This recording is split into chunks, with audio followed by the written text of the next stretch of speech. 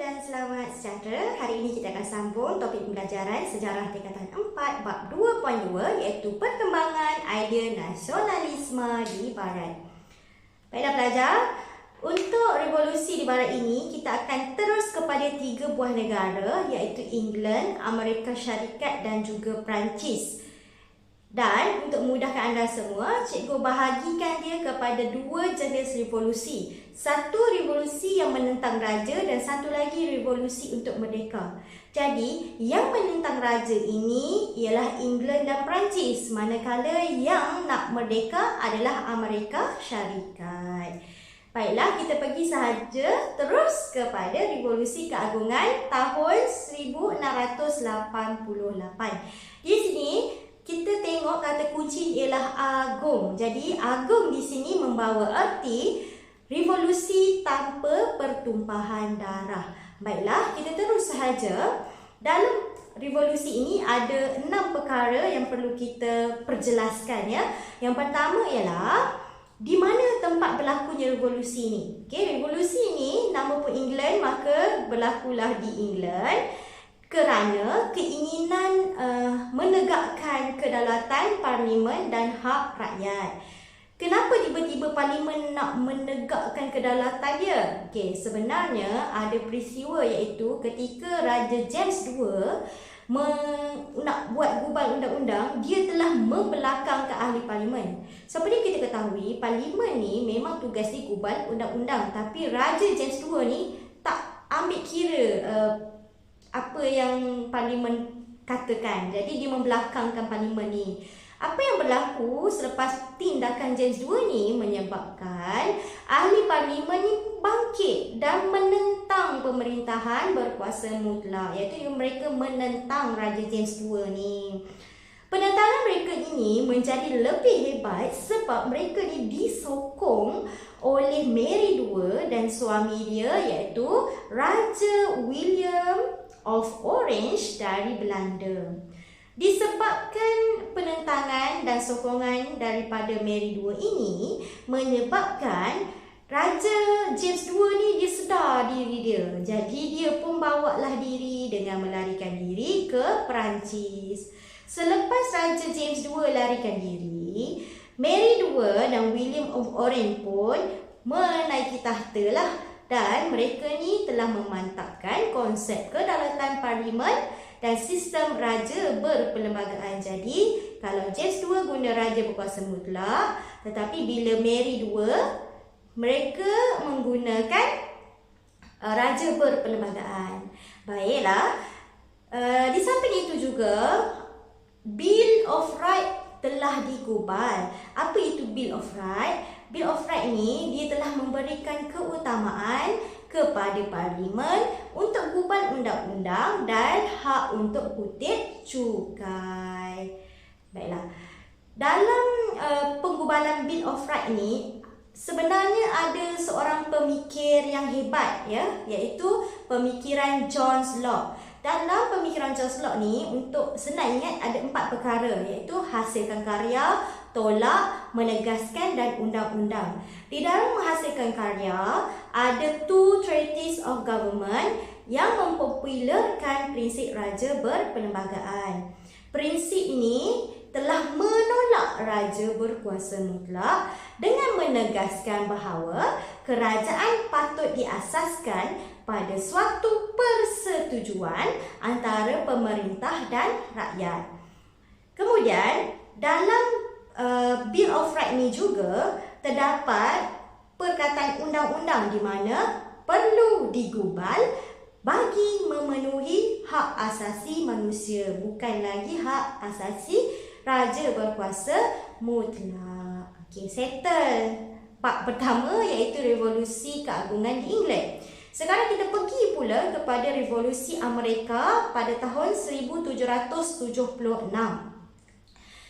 Bagaimana idea revolusi Amerika boleh berlaku? Sebenarnya, reaksi orang Amerika ni menentang penjajahan British menyebabkan berlakunya revolusi Amerika. Bermaksud, Amerika Syarikat yang kita kenali hari ini juga pernah dijajah. Dan siapa penjajahnya? iaitu British. Jadi British ketika penjajahan ini, British telah mengabaikan wilayah Amerika Syarikat. Walhal Amerika ni ada 13 tanah jajahan yang dikuasai oleh British, tapi diabaikan. Hal ini menyebabkan mereka mula rasa nak memberontak. Okey, British tidak melindungi hak penduduk Amerika yang merupakan sebahagian tanah Empire British. Ini punca utama dia. Okey, di sini ada perkataan ataupun slogan yang awak kena ingat, iaitu tiada cukai tanpa perwakilan. Okey, ini slogan yang famous untuk revolusi Amerika. Di sini awak tengok ya, ada perkataan cukai dan wakil. Di sini sebenarnya cukai ni telah dikenakan kepada penduduk Amerika Syarikat, tetapi mereka tak ada yang jadi YB dia. So perkara ini menyebabkan mereka rasa tak puas hati.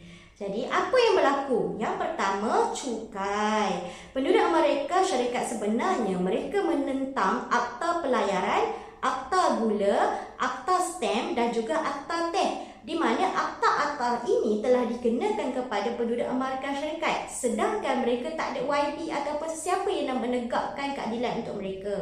Yang kedua, adanya Kongres, di mana pemimpin di tanah jajahan telah menubuhkan Kongres yang diketuai oleh George Washington. George Washington ini telah mengisytiharkan perang terhadap British untuk memperjuangkan kemerdekaan Amerika. Okey, di sini kita tengok ya, ada peranan Washington. Kalau sekarang ada Bandar Washington kan, so ingat nama dia, George Washington. Yang ketiga, apa yang berlaku ialah berlakulah pengisytiharan kemerdekaan Amerika pada Julai 1776.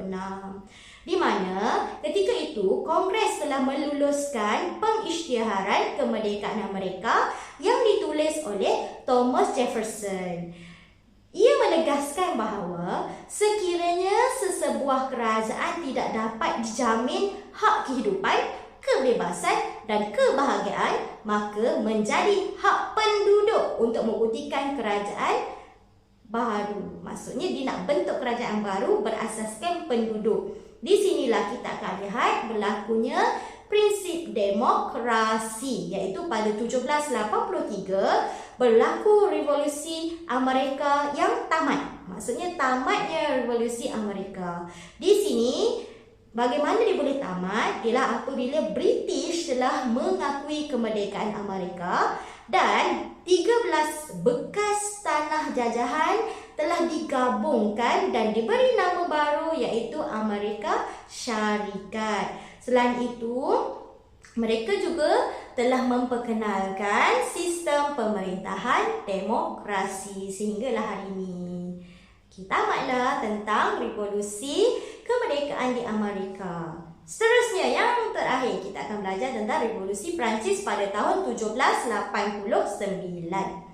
Okey, bagaimana sebenarnya berlakunya revolusi Perancis ini? Tadi ingat cikgu cakap ada dua jenis revolusi, satu raja, satu kemerdekaan. Jadi, di sini juga sebenarnya berkaitan dengan raja, sama seperti England. Okey, idea revolusi ini merupakan idea nasionalisme daripada golongan pemikir Perancis seperti Jean-Jacques Rousseau dan Voltaire. Okey, mereka ni telah memperjuangkan kebebasan, persamaan dan juga persaudaraan.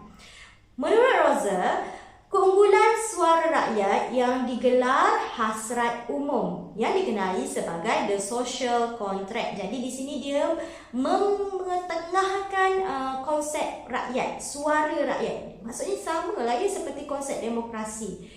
Hasrat umum tu apa? Hasrat umum tu merupakan kata sepakat golongan yang mempunyai kesedaran. Menurut Rousseau, kedaulatan suara rakyat lebih tinggi dan penting daripada institusi raja dan birokrasi. Okey, di sini dia menegakkan di mana rakyat di atas daripada raja, suara rakyat. Okey. Apakah yang disasarkan sebenarnya oleh golongan revolusi ni? Kalau di Perancis, masih kita fokus balik di Perancis dan Inggeris tentang raja kan. Begitulah juga di Perancis. Maksudnya sasaran utama dia adalah kepada Raja Louis yang memerintah pada tahun 1774 sehingga 1792. Lama ya. So, yang kedua, mereka ni mensasarkan golongan di bawah raja, iaitu golongan bangsawan. Di mana ketika itu golongan ini, di mana golongan raja dan bangsawan ini telah mendapat keistimewaan yang sangat dahsyat.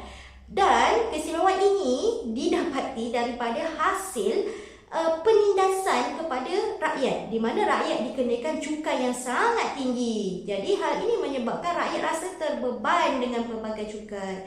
Jadi disebabkan bebanan, mereka mulalah memberontak dan berlakulah revolusi Perancis. Jadi apa tindakan golongan revolusi? Okey, mereka telah lakukan 3 perkara, iaitu gempur bebas guling. Gempur bebas guling. Apa itu gempur bebas guling? Yang pertama, mereka menggempur penjara Bastille. Kemudian mereka membebaskan tahanan politik dan telah menggulingkan Raja Louis. Hal ini menyebabkan berlakulah kemunculan Republik Perancis dan sistem pemerintahan beraja di Perancis pun tamat. Okey, itu sahaja untuk bab ini. Seperti biasa, sila jawab kuis untuk menguji kefahaman anda. Assalamualaikum. Bye, jumpa lagi.